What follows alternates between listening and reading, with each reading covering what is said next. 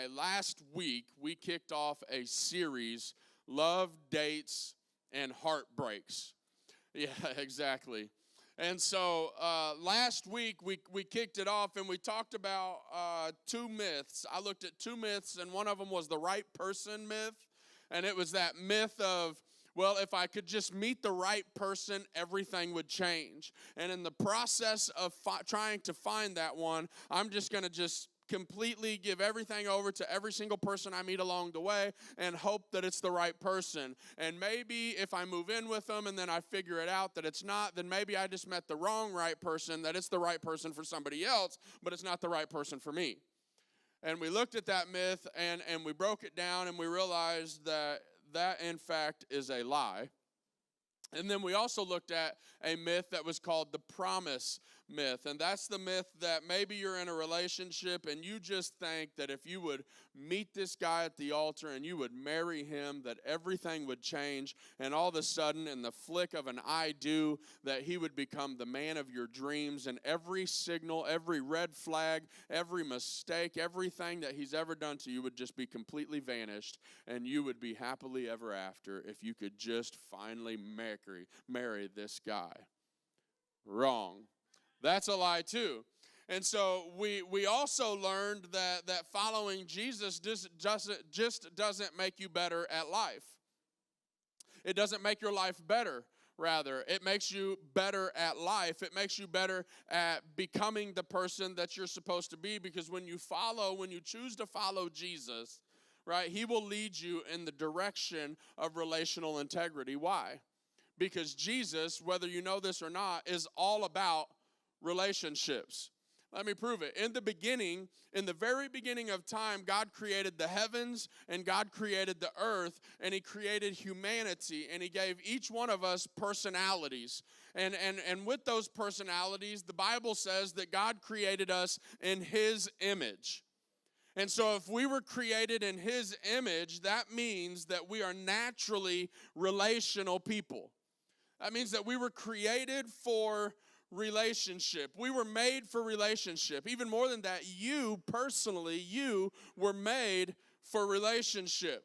And so that means that following Jesus should up our relationship game. Right? It should make us better at relationships. It shouldn't just make us just floating by in life. It should make us better at relationships. It should up our relationship games, not just so that you'll be happier, but check this out, so that you'll be more like our Savior.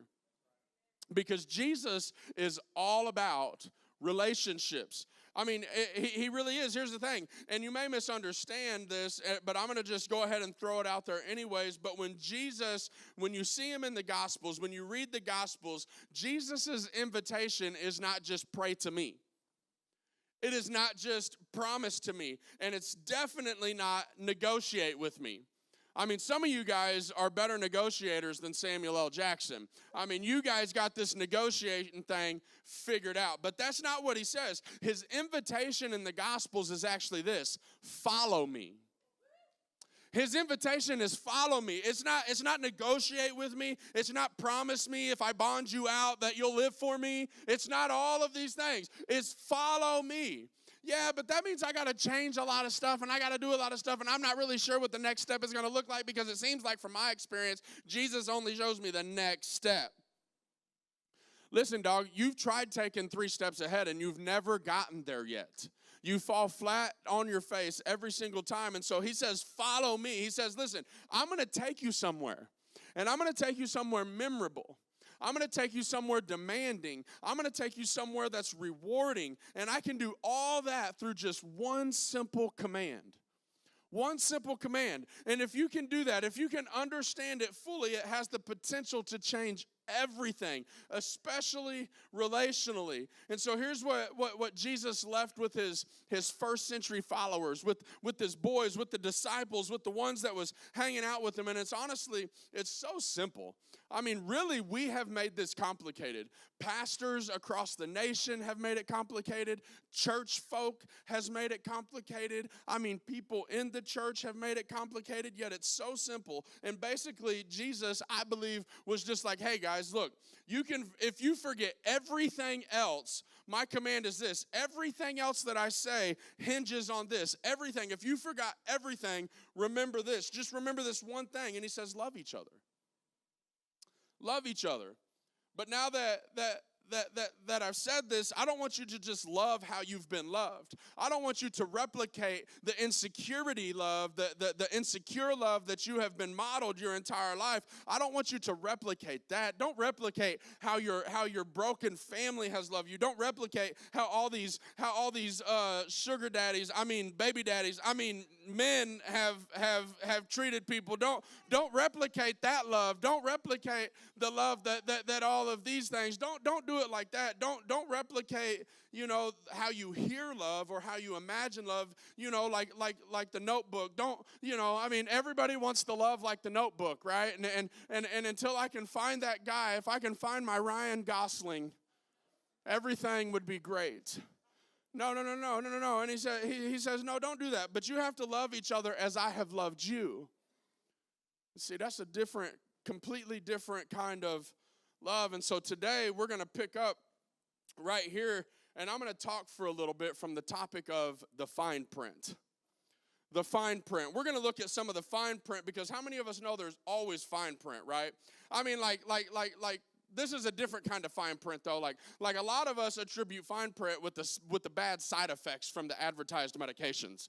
You know what I'm talking about? Like you got a sinus infection, but now all of a sudden you're going to have to risk abdominal pain and bleeding and internal bleeding and kidney malfunction and all this other stuff. Like, that's what we attribute the fine print, right? But this is a different kind of fine print. This is the kind of fine print that will actually make you fine. See, growing up, my mama always told us beauty was in the eye of the beholder. And so, this is the stuff that will make you fine. Like the fine print that will actually make you someone worth finding. The fine print that, if you're married, will actually make you someone worth keeping. Right? Like, this is the fine stuff. Like, the stuff that's going to make you fine. Like, it's more than the exterior fine, right? Like, this is the real fine. And these are the things that we're going to talk about over the next couple weeks that I think every single one of us need to get good at.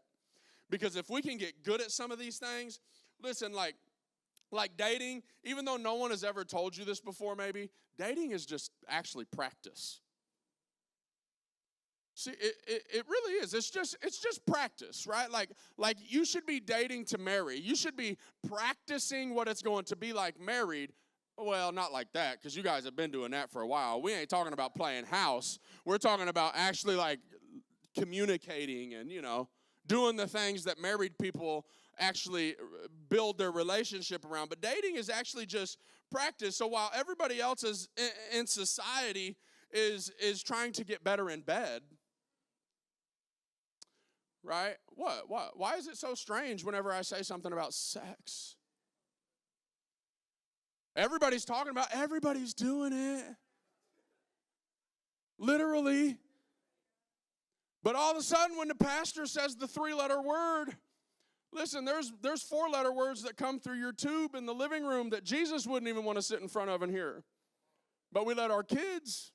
But anyways, we ain't talking about that. That's in the parenting season, our series. Here's the reality is that while everybody else is trying to get better in bed, we should be trying to becoming a better person. Right? We should be trying to become somebody who God has created us to be. And this right here, this word that I'm getting ready to say will be worth the whole 45 minutes that I got your attention right here. This will change your life. Listen, romance is fueled by exclusivity, not experience. Romance is fueled by exclusivity, not experience. Listen, sex is not what makes a relationship. Sex makes babies. And we need to quit practicing having babies. I get it. It's okay. It's okay. Some of y'all going to hate me. Some of y'all going to love me. And the rest of y'all going to deal with me. It's all good. Listen, I'm just the messenger. And I noticed the funny thing is when I said that, nobody even wrote it down. See, that one thing that'll change your life. Nobody even wrote it down. Nobody even acknowledged. I mean, you should have took a screenshot of that or something. And so anyways, the Apostle Paul, I'm going to move on. I know I'm not going to hang out there very long.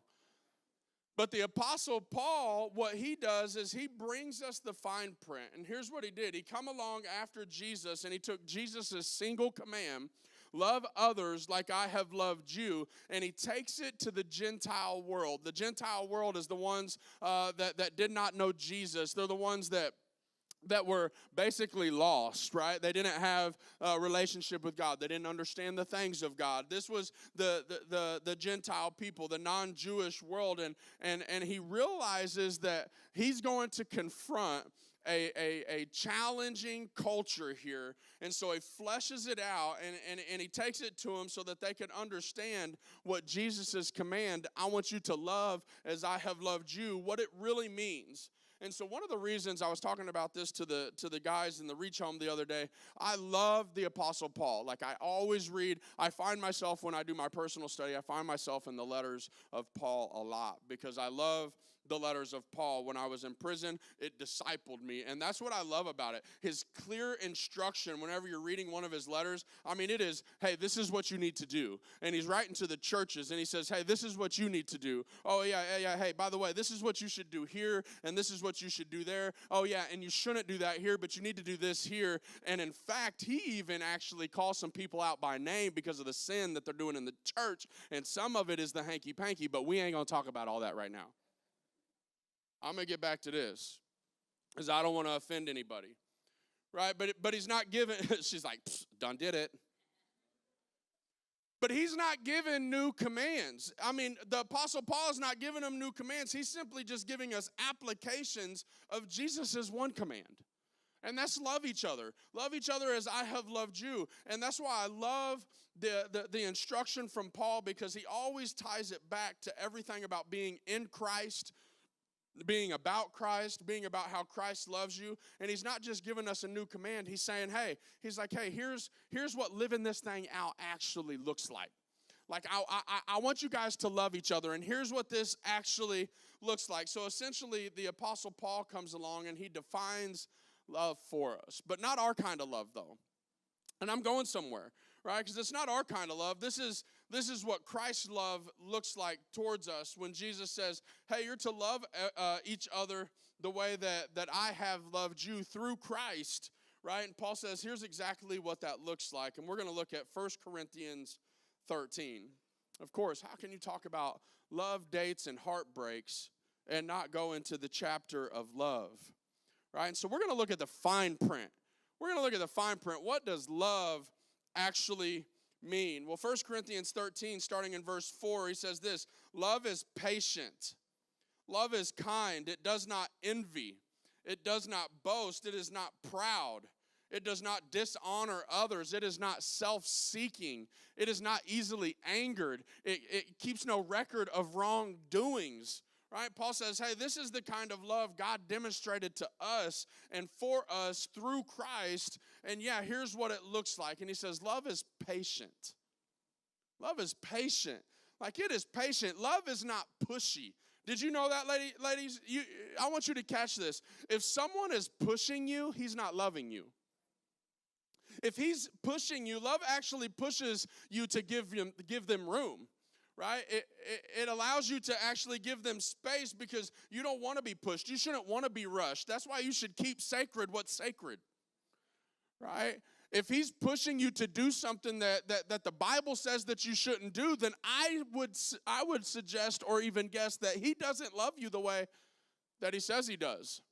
Because if you want to be treated the way that God says that you should be treated, then quit compromising for less than what God says to settle for.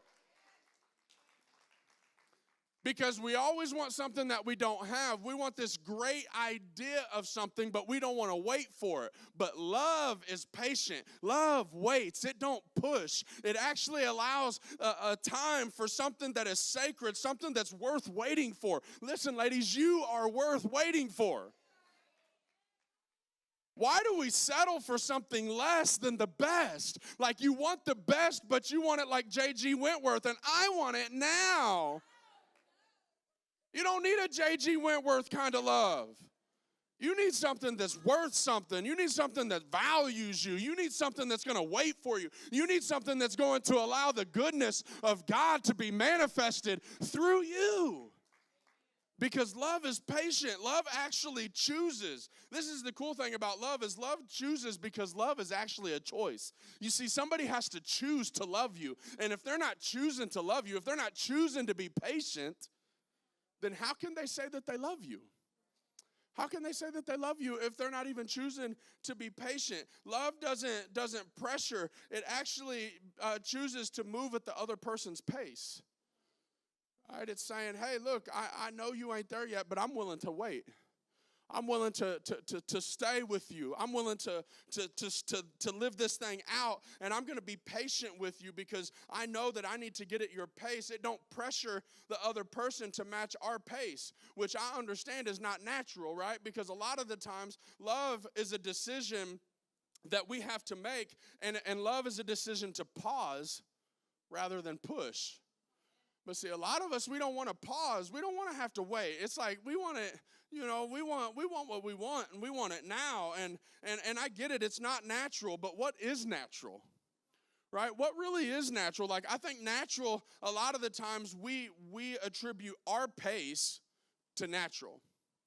Right? And if you're not on our pace, we believe that everyone should run, everyone should live and should do life at the pace that which we do it at. And I think even as Christians, it even gets worse. Like, I think a lot of the times we expect new believers that just gave their life to Jesus in the plug last week to live the same kind of lifestyle that we do. And then we ridicule them when they don't live that kind of lifestyle because they're not where we're at. Never mind the fact that we've been doing this 29 years and we've been living out this thing with the Lord, but we expect them to do this, and that. And we get into legalism.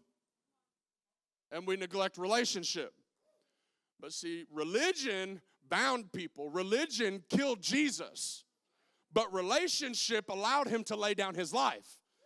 See, it's completely different. Like when you're weighing it out and when you're looking at it, love does things that religion can never do. Love gets you in a position to where you're willing to sacrifice, where you're willing to pause. You're willing to wait. And you're willing to say, hey, look, I know this isn't natural, and I know this isn't the way that things usually go, right? And then we wonder what's wrong with everybody else, right? Like why are you not on my level? Why are you not? Look, if you don't speed up, you're gonna get left. If you don't get right, you're gonna get left. You know what I'm saying? And then we live this, and that's honestly what causes a lot of relationship challenges. Right, is because we expect naturally that people are going to rise up to our level. And if you ain't on my level, then I'm going to either ridicule you and belittle you and get you to my level or make you feel insecure because you're not on my level. And I'm going to lord me over you. And I'm going to make you feel like I'm better than you. And that's what a lot of us do. But see, love doesn't expect everybody to keep the same pace. Right? Love says, hey, I'm going to discover your pace and I'm going to slow down or I'm going to speed up so that I can get on pace with you because love actually waits. Love is patient. Why? Because God waited on you. God's still waiting on some of us. He's waiting patiently like the father at the front of the driveway that's watching for the prodigal son to return home, and he's waiting. Why? Because love is patient. Love doesn't force. Love doesn't control. Love doesn't do something. It wouldn't be love. If I was to try to force you to love me, if I was to force my wife to love me, she would hate me. Promise you. If I was to force her, if I was to control her, if I was to say, this is what I think love looks like, and you need to fit into the mold of this, and if you don't, then you don't love me. That's controlling. It's abusive. And then we wonder why they don't submit.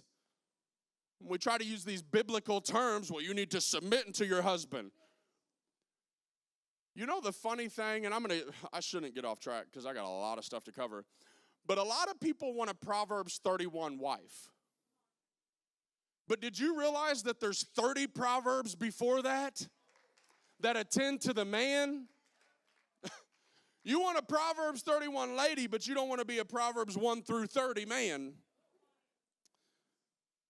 He says, now here's what I want you to do. Dads, wives, husbands, boyfriends, girlfriends, friends. I want you to get in a habit of practicing accommodation. I want you to accommodate to other people's capacity. Yeah, but what if they just don't listen to what I tell them? This is facts. All right, well, hey, let's just face the truth. Let's just face the truth of the matter is maybe you don't have it all figured out either. Because if we did have it all figured out, maybe we wouldn't be trying to push our opinion off on everybody else and forcing them to love us the way that we want them to love us. Love doesn't say that, right? He wants us to accommodate. He wants us to help get them. Oh yeah, well, how come they never rise above when I try to tell them where to go? Well, probably because you've reduced them through manipulation and abuse, and you have made them feel less than who they really are, and they're not even, your opinion is not even valued anymore. Because we use our authority. Well, man has dominion. Yeah, not to abuse woman, to lead woman. Did you know that the woman came from the rib, not the foot? Why are you walking all over women? You're supposed to grab them by the side and walk with them. He says that they're a helpmate, not a use mate. And it's just like we've abused the idea of what it does. But to go the distance relationally, you've got to exercise what I call the patience muscle. Because love is patient.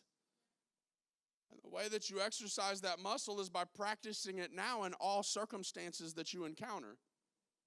If you want to be able to be patient with your spouse, if you want to be able to have a good marriage, I promise you, if you don't have patience, you will never figure it out. You won't. And likewise, I mean, you're a hard person to deal with. Let's face it. We are all hard people to deal with when it comes to other people. I'm not hard to deal with myself. I'm a big fan of myself. But there's a lot of people that's not. There's people sitting in this room that don't even like my approach. Right? There's a lot of things that's, imagine living with me. Okay? I'm the same on the field and off the field. All right? And so my wife, she's got to deal with me. And she's like, she always wants on a Saturday night, what are you preaching about, honey? Are you sure you want to open a can of worms? Because this could go on, and I could offend you before I offend anybody else. That's not really why I don't tell you. I just, I mean, it's real. Remember, we got to remember that love is patient. How many of us know what the next one is? It's love is kind. Love is kind. And yeah, we know all this stuff. Love is patient. Love is kind. I seen it on the picture frame at Hobby Lobby in Kirkland's. My grandma had it hung above the fireplace. I remember I read it 300 times, and I'm not putting it in my house because love does not reside there. I'm not even looking for love because I've been looking for love in all the wrong places. See, I was going to sing it, but everybody was giving me a hard time about singing last week. So you just got a song for everything, don't you? Yep. I do. We think that kindness sounds soft though, don't it? Like it sounds soft like when you hear being kind, it makes you feel like weak, like I can't be kind because people will take advantage of me, right? Like I can't, and men especially, like we need to know this. Kindness is actually an expression of strength. It's an expression of strength. Like unkindness is honestly weakness. Being unkind, I mean, it means that you can't even bridle yourself. I mean, you want to talk about weakness, unkindness, being mean all the time, being rude, being controlling. All it does is says that you can't tame your tongue. It says that unkindness is an evidence of weakness. Unkindness actually indicates that you have no self-control whatsoever. And you want to know what one of the fruit of the Spirit is? Self-control. So if you can't even control yourself with kindness, how can you say that you actually have the fruit of the Spirit? If you don't have the fruit of the Spirit, how can you say that you even have the Spirit of God living in you? But that's a whole other story. Because do you want to know what kindness is? Kindness is this. Kindness is simply loaning someone your strength rather than reminding them of their weakness. Kindness is simply loaning someone your strength rather than reminding them of their weakness, right? Kindness is, I'm going to lean into your direction, right? I'm going to lean into your direction, and I'm going to hear the heart of you. I'm going to hear the heart of that other person. And kindness is not constantly reminding somebody of their weakness and putting them down so that we can glorify ourselves. That's not what love is. That's not what kindness is. Love is kind. Kindness is loaning them your strength. It's doing for others, right? It's doing for others what they cannot do in the moment for themselves. Right? It's taking myself and saying, hey, I'm at your disposal completely to help you get to where God has called you to be. I'm going to be a resource to you. Kindness is love's response to weakness. Paul said it this way in Romans 5:8. He said that while you were still yet a sinner, God didn't put his hands on his hips, and when you dip, I dip, we dip. No. He didn't put his hands on his hips and think, you did it again. Hey, when you get this figured out, call me back.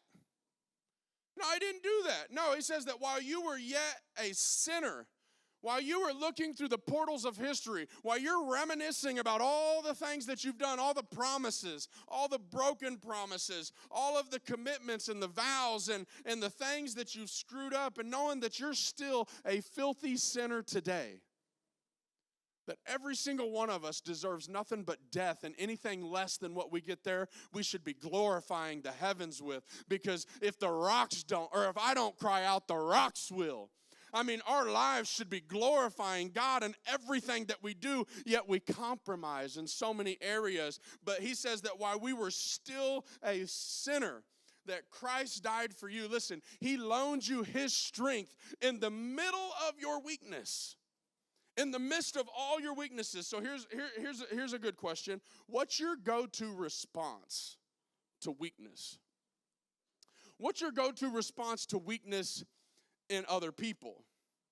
Because listen, if you're dating, this is revolutionary.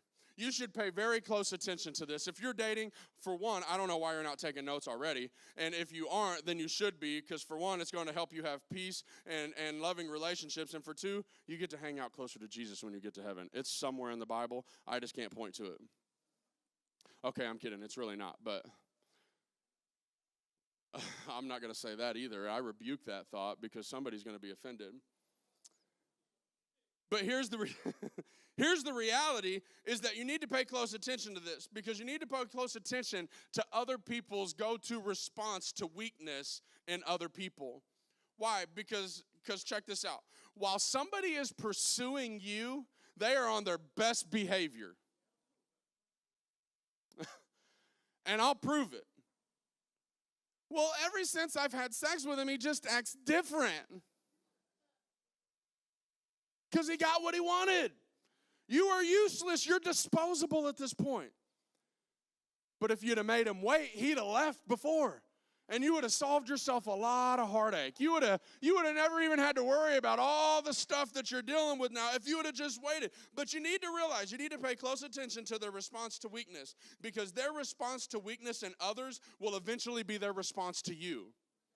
See, when you're dating, you don't see it because they're just, oh, he's just such the greatest man. He showed up with flowers, and he always remembers, and he texts me at 7:30 on the dot. I'm in my drop top, cruising the streets. See? But and he always remembers me, and he sends me the Bible verse of the day that gets sent, his notification, send it to him on the top. I know he's not reading the Bible, but he still sends it to me. And it just makes me feel so good to know that he thinks about me whenever that notification from the Bible verse comes over his phone. And we get so blinded by what could be that we actually neglect what actually is. And we overlook some of the red flags that we've been seeing for a long time now, and we never pay attention to them. And then all of a sudden, we're heartbroken and we don't realize why. Well, listen, if you pay attention to how they treat other people in their weaknesses, if you see how they lord their authority over people, watch how they talk to the waitress. Watch how they talk to their mom. Watch how they treat other women. Watch how they treat other men. Watch how, guys, is she constantly flirting with somebody else? Is there other things like why? And you want to know why you're heartbroken after she cheated on you 6 times? Brother, she was never committed to you. I shouldn't preach these sermons, babe. Like, I should not even do these series because I'm going to grow this church like we did when we started this thing, from 150 to 45. Well, it's not about the numbers. It's about the quality. I mean, that's true, but, you know, but for real, we got to pay attention to this. Listen, people who use kindness as a means to an end will often be mean in the end. If they're only nice to you to get something, it's not always going to be that way. Because if they're using it as a manipulation tactic in order for you to give them something back in return, you are just going to be a transaction. We're okay with it. Next, Paul gives us a toxic trio. All right, he says, hey, I'm going to tell you about everything that love does. Not just any kind of love, though, but God's love towards us and the kind of love that we're supposed to demonstrate to others. And he says it in 1 Corinthians 13:4, and he says, hey, love does not envy. It does not boast, and it's never proud. Listen, love allows other people to shine. Love allows other people to shine. Love is willing to step out of the stoplight or the spotlight, even whenever some of y'all need a stoplight, but we ain't gonna talk about that. Love is willing to step out of the stoplight, even when they have reason to step into the spotlight. We're getting there. We're headed somewhere, but I keep hitting these stoplights. Here, write this down. Love isn't threatened by other people's success. Love isn't threatened by other people's success. Love is able to celebrate other people's success without adding your own story into the mix. You know what I'm talking about. You know, without reminding everybody else of your success. Like, love is able to step out of the spotlight and celebrate the accomplishments of another person without the tendency to one-up one that just happened. I would ask, but I don't want to offend anybody, but I know we got some one-uppers. You know who you are. Like, you know who you are. Those of you who can't allow somebody else to outshine you. You got to always bring to the attention, to the forefront of how you're doing things better than everybody else. You know who you are. I'm not going to point you out with the spotlight. But you need a stoplight. Because you know who you are. You know, like you can always tell a better story instead of celebrating somebody else with them. Like, instead of hearing somebody like, you know, this person, like you would hear it in prison a lot, because people would, oh yeah, I had a Cadillac on 20s. Oh yeah, well I had a Cadillac on 22s. And then the other guys, oh yeah, well I had a Cadillac on 24s. Who freaking cares? Who cares about your Cadillac? Who cares about your 20s, your 22s, or 24s? Where's your heart at? When we're talking about love, where's your heart at? Because love doesn't envy. Love doesn't boast. Love doesn't do all of these things. And now here's where the hard truth lives, right? This is where the love leans in on the things that we need to work on personally, because here's the truth, or should I say hard truth. If you don't feel good about yourself, you'll never allow somebody else to feel good about themselves. Insecurity, she's like, I've been telling him that, see? Pastor said, insecurity begets insecurity. Insecurity births insecurity. If you are insecure, you'll never be okay with somebody outshining you. You'll always try to overcompensate and actually make yourself look like Boo Boo the Fool. And if there's something in you that just don't let someone close to you or someone that you supposedly even love stand in the spotlight alone, it's because there's something in you that you need to work on. And if there's something in you that you need to work on it. Work on it. Otherwise, it completely undermines your ability to love as Christ has loved you. Think about it like this. Jesus was in very nature God.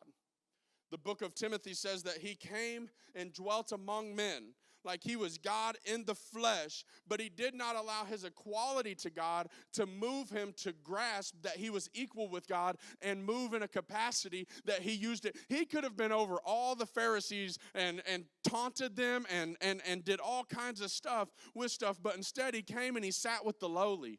He came and he lived with the sinner. Why? Because he didn't use his equality to God to be something that he would use against other people. In other words, he didn't show up at the restaurant and say, hey, Jesus is here. Y'all better ask somebody who I am. Y'all better check my file. There's a whole book written about me. Y'all better ask somebody who I am, and I need that corner table, and I need it now. And y'all better move out of my way because I need something. No. He didn't do that. Listen, he never played the God card to get his own way. And our Savior, who was willing to stay out of the spotlight that he actually deserved, one that in fact he earned, that he had every right to step into, he says, hey, now I want you to do what exactly I've done for all of you guys. What I've done for every single one of you. I want you to forego your privileges sometimes. I want you to set aside what you think you deserve, what you've worked hard for, the credit that you want. I want you to set all that aside, and I want you to forgo the opportunity that comes along with you every once in a while when you talk about everything that you've done. I want you to set that aside so that you can highlight what other people have done. I want you to highlight what other people have done. Do you do that? Like, is there something in you that just says that you got to throw the hat in the ring and step in and shine for a minute, you know? Like, it kind of reminded me, I didn't say this in the first one, and I probably should now because I'm going to get sidetracked, but it is a relevant story. And I don't know that he was trying to outshine me, but I got in this fist fight one time. And I was working the guy, dude, for like so long my hands hurt. Like I couldn't even do anything anymore. Like I would hit and I was like, oh man, it hurt. And the dude got right back up. And then come over and started saying something slick, and my brother goes, boom, knocked him out. And I'm like, you sure right, dog. Don't ever do that to me again. And I don't remember where I was going with that because I just completely lost all train of thought. But is there something in you that says that you got to get all of the credit, right? You got to step in the ring and you got to be the one to get the shine, right?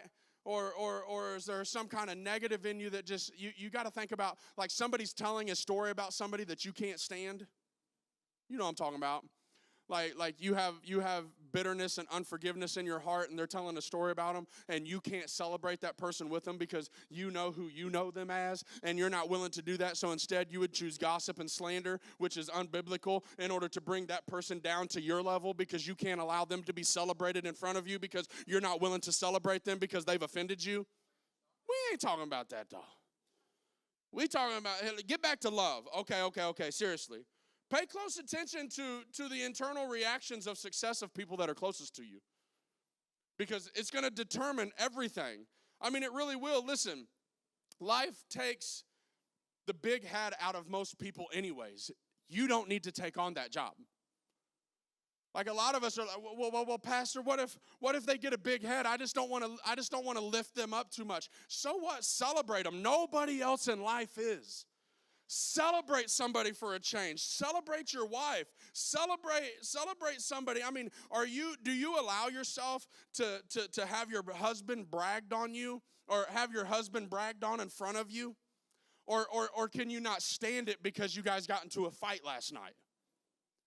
And so you just determined to tear him down in front of other people when other people are actually celebrating him. Or men, do you allow your wife to be celebrated in front of you? Or do you have to undermine her and bring her down to your level because you just can't celebrate her in front of other people because you've been nothing but controlling and abusive for a really long time now, and you just can't stand your wife to be elevated above you?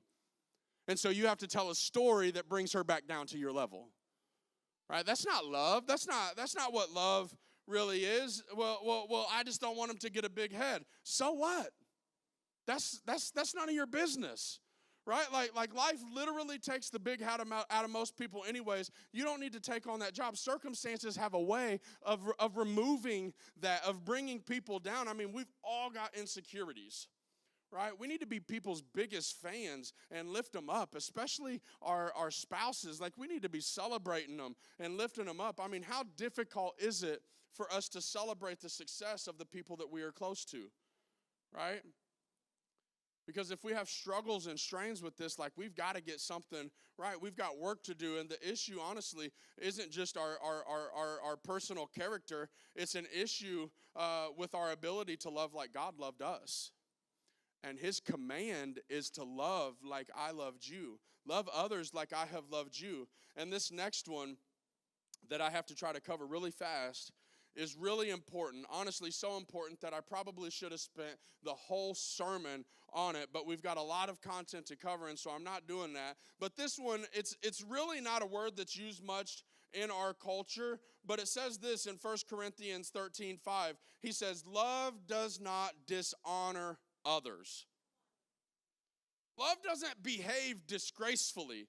It doesn't dishonorably or even indecently act. Love doesn't create regrets. Love doesn't insist on another drink. Love doesn't insist on another hit. Love doesn't insist that if you love me, you would give me that.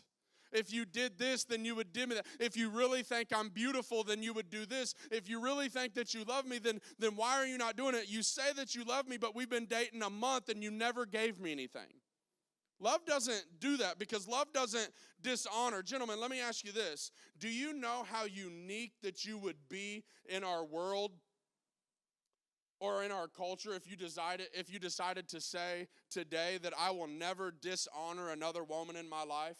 If you was willing to say, I will not dishonor a woman with my words, I will not dishonor a woman with my eyes. I will not dishonor a woman with my response. I will not dishonor a woman, get this, behind her back to other people. Listen, some people know way more stuff about their wife than your wife even knows. Or some people know a lot more people know stuff about your husband than your husband even knows. Because you've never chosen to take it to them, you always take it to other people. And we always do it in a capacity of trying to seek affirmation or a co-signature on something that we want to do that's outside of biblical realm. But it's not right.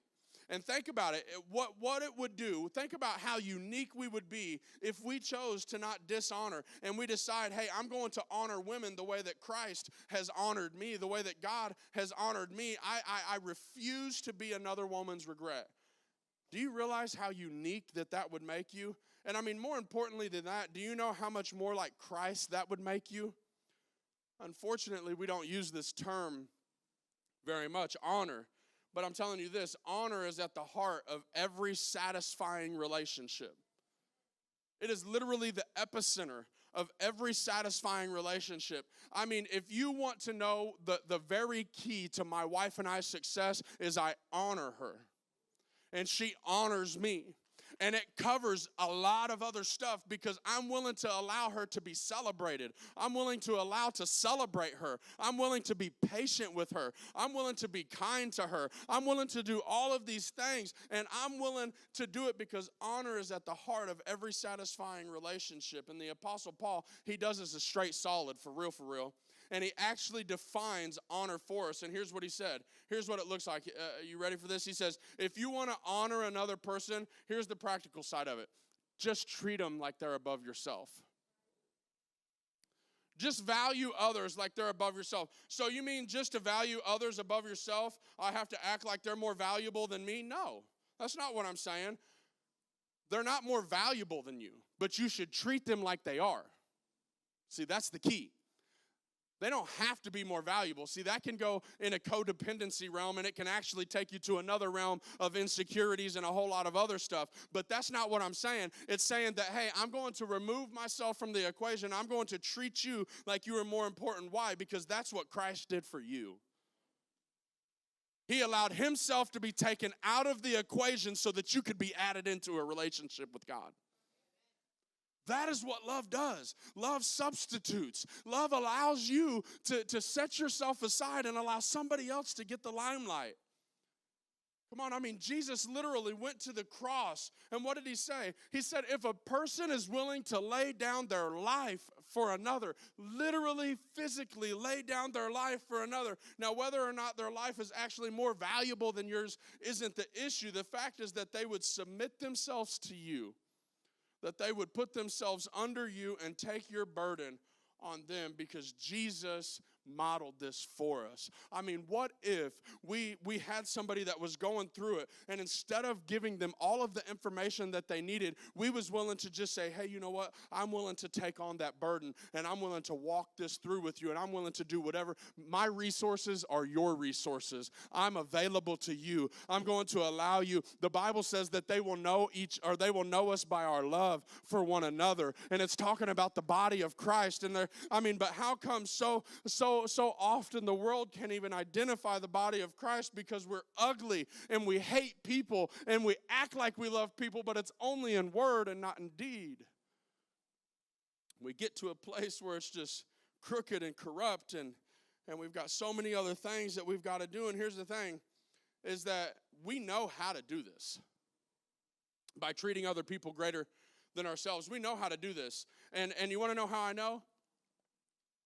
Because imagine this. Imagine if you was in an opportunity to where you had your favorite actor or your favorite actress, and you know what I'm talking about. There's some women in here that love a man on TV more than they do their own husband. But we ain't talking about Travis Kelce right now.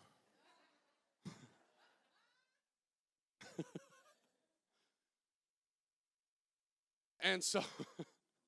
Sorry, I didn't mean to make you guys sin. But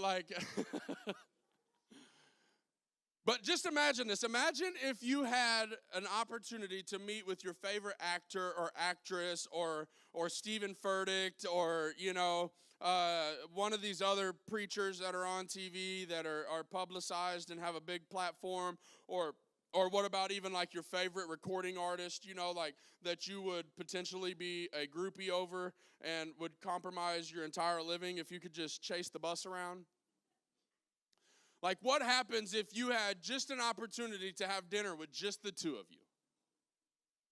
Or maybe like a couple of friends invited you and you was going to sit at dinner with your couple of friends with them. I mean, just think about this. Think about how you would prepare. I mean, think about all the stuff that you would go through to prepare for it. I mean, literally, like there is probably some women in here that would doll up more for this situation than they have for their husband in a really long time. Cue the crickets, but... the thing is like a lot, I mean, for real, like we would prepare for a situation like this way different than we would prepare to go out to dinner with our own husband, even on a date night, right? Because the truth of the matter of it is the way that we would behave to prepare for a situation like this that would be a once-in-a-lifetime opportunity, that's honor. That's what honor looks like. It's treating someone as if they are more important or more valuable than yourself. Because let's be honest, I mean, you would literally bring the best version of you. I mean, boy, makeup would be on fleek. You would have went to Sephora or Ulta or wherever you get your, Walmart, wherever you get your makeup. And, I mean, you'd have a new color and lipstick, hoping that it got to be rubbed off tonight. I mean, you'd be stunning. Right?